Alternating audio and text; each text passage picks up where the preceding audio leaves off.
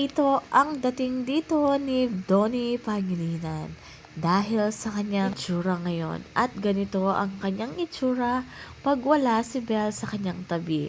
Panigurado pag uwi niya ay aalisin na niya dahil pag uwi niya ay talagang diretso agad ito kay Belle dahil miss na niya ito. Bago nga magbakasyon si Donnie talagang laging pinapasaya ng Asap family ang mga fans ng Don Bell dahil napaka-busy nila at lagi silang magkasama at lalo na sa kanilang rehearsal.